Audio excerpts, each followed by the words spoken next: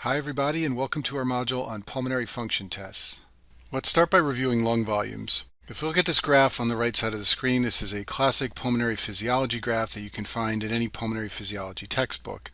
And it shows the volume in the lungs over time as a patient is breathing. In the beginning of the graph here, the patient is quiet breathing. Quiet breathing is breathing without using any accessory muscles, using only the diaphragm to draw in air and then letting the air gently flow out. And when we are quiet breathing, there is a small volume of air that moves in and out with each breath, and that's called the tidal volume. And that volume is represented on the graph as the difference between these 2 points here, the volume moving in and out of the lungs with each quiet breath. If we were to forcefully push air out of our lungs at the end of a quiet breath and try to get the lung volume down as low as possible, we could push enough air so that the lung volume fell all the way down to this point here. That extra volume of air beyond the tidal volume that we push out is called the expiratory reserve volume.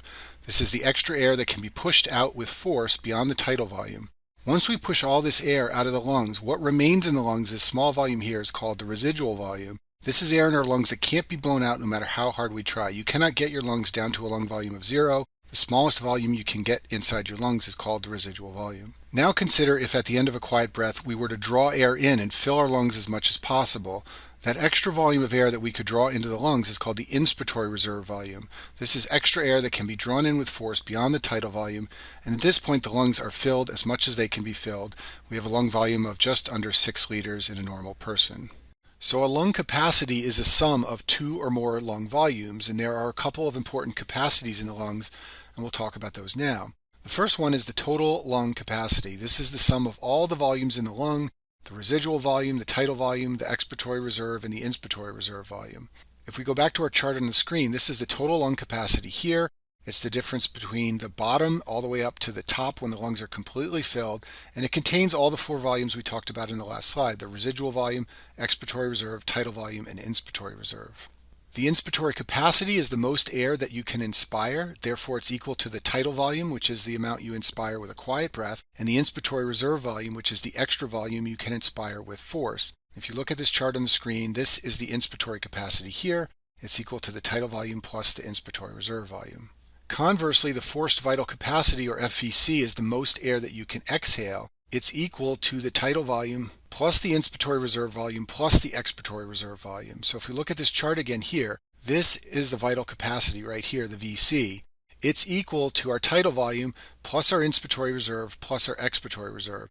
So in order to blow out your forced vital capacity, you have to inhale to the maximum that you can, to this volume up here, and then you have to blow out all the air that you possibly can, which means you're going to blow your lungs all the way down to the residual volume, which is that volume of air that you can never get out of the lungs. And then finally, the functional residual capacity is the residual volume plus the expiratory reserve volume. And this is an important capacity because this is the volume that will be in the lungs at the end of a quiet breath, and that volume is modified in a number of pathologic states.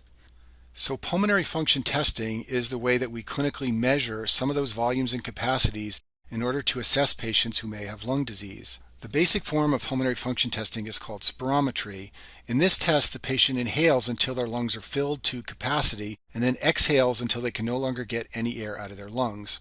If you look at this graph on the right side of the screen, this is the typical type of data that you get from a spirometry test. So the patient begins exhaling at time 0 right here, and then as time goes on, a certain volume of air is leaving the lungs. Eventually this curve flattens out because the patient can no longer force any more air out of their lungs. So if you look at our graph on the left side of the screen here, what the patient is doing is the patient is drawing air in until their lungs are filled to capacity, and then they are blowing air out until the only air left in their lungs is the residual volume. So that volume of air that they blow out in going from filled to capacity to residual volume is going to be equal to the forced vital capacity, or FVC. And so that's one number you get from a spirometry test. This volume of air here, where the curve flattens out, is the forced vital capacity. You also get a second important number from a spirometer test, and that's called the FEV1, which is the forced expiratory volume in 1 second. That's how much volume of air goes out in the first second that the patient is doing a forced exhalation. And these two numbers, the FEV1 and the FVC, plus the shape of the spirometer curve, can tell us a lot about a patient's lungs and can help us diagnose various forms of lung disease. In obstructive lung diseases like asthma or COPD, the spirometry curve shifts from the red curve shown here for normal lungs to the blue curve shown for obstructive diseases. The problem in obstructive lung diseases is that air cannot get out and it gets trapped inside the lungs. This means that the forced expiratory volume in 1 second is going to be reduced because it's difficult to get air out. There's slow flow of air out of the lungs. There's also going to be a reduced forced vital capacity because air is trapped and less air gets out. And you can see both of these things on this curve here. The FEV1 has fallen like so, and the FVC, which is up here, has now fallen down to this level here. Also notice that the FEV1 falls a lot more than the FVC. This means that the ratio of FEV1 to FVC is going to fall, and that's the hallmark of obstructive lung disease. Later we'll talk about restrictive lung diseases. In restrictive lung diseases, the FEV1 to FVC ratio does not fall. So this pattern is what you get with obstructive lung diseases. If the patient has asthma, the pattern is reversible. You can give the patient bronchodilators and their lungs will look more like a normal lung curve. In patients with COPD, it's a chronic disorder. That's what the C is for, chronic. And so in these patients, there's a very small or no change with bronchodilators. But in both cases, you will get an obstructive pattern, meaning a reduced FEV1, a reduced FVC, and a reduced FEV1 to FVC ratio. So I just told you that the forced vital capacity falls in patients with obstructive lung disease, but you should know that this is the only important volume or capacity that falls in obstructive lung disease. Most of the other volumes and capacities go up, and that's because there's air trapping in obstructive lung diseases. So for example, the total lung capacity, the functional residual capacity, and the residual volume, all of these things go up in obstructive lung diseases. The FVC is the only important capacity that falls. Now let's talk about flow volume loops, which is an alternative way to represent the data from a spirometry test. So on the last slide, we showed spirometry data with time along the x-axis and volume of air exhaled along the y-axis. Another way to represent the data from a spirometry test would be to put volume along the x-axis here and put volume per second, which is flow rate, on the y-axis here. And we could make zero flow rate be this point right here. At the bottom, we've got air coming into the lungs, so this is inspiration. And at the top, we've got air going out of the lungs, so this is expiration. And so when we plot the data from a spirometry test this way, we get a loop that looks like this example on the screen. This is a typical pulmonary flow volume loop. So to understand these loops, the first thing you have to recognize is that high lung volumes are shown on the left of the x-axis and low on the right. This is just a convention in the way it's always done. Also, this point in the middle is zero, meaning no flow. And as I said before, up here is when air is being exhaled or going out of the lungs, and down here is when air is being inhaled. So let's start at this point right here where we have this volume of air in the lungs and no flow. At this point, we've asked the patient to inspire and fill their lungs to capacity, and therefore they fill them to this volume right here, but there is no airflow. We now ask the patient to begin forcefully exhaling air from their lungs. As a result, we begin moving this way towards lower lung volumes, and the flow of air begins to go up towards the top where we have expiratory flow. Initially, the flow rate goes up very fast, but then the flow rate begins to taper and we get back down to a zero flow rate. And at this point, we are down to our residual volume. The patient has blown all the air out of their lungs that they can get out. We now ask the patient to begin inspiring, and the volume starts to go this way towards higher lung volumes. Initially, there's a high rate of air coming into the lungs, but then it tapers off and goes back down to this point here, where once again the lungs are filled to capacity. So this is the way to understand these flow volume loops. You've got expiration going up this way and inhalation going up this way. You start at this point with no flow and you end at this point with no flow. At this point, you're at maximum lung capacity. Over here, you're at the residual volume. So now let's take a look at what happens to flow volume loops in disease. And first, we'll talk about obstructive disease. So when patients exhale, initially there's a very fast flow rate as patients blow out, but then the flow rate starts to taper off. And this portion here where it's tapering off is highly dependent on flow of air through the bronchioles and bronchi. And if there is obstruction, that portion will become abnormal. So this portion begins to have an indentation in patients with obstructive disease, and the indentation gets more severe depending on the obstruction. And this shape is the shape that you need to know to understand obstructive lung diseases and flow volume loops.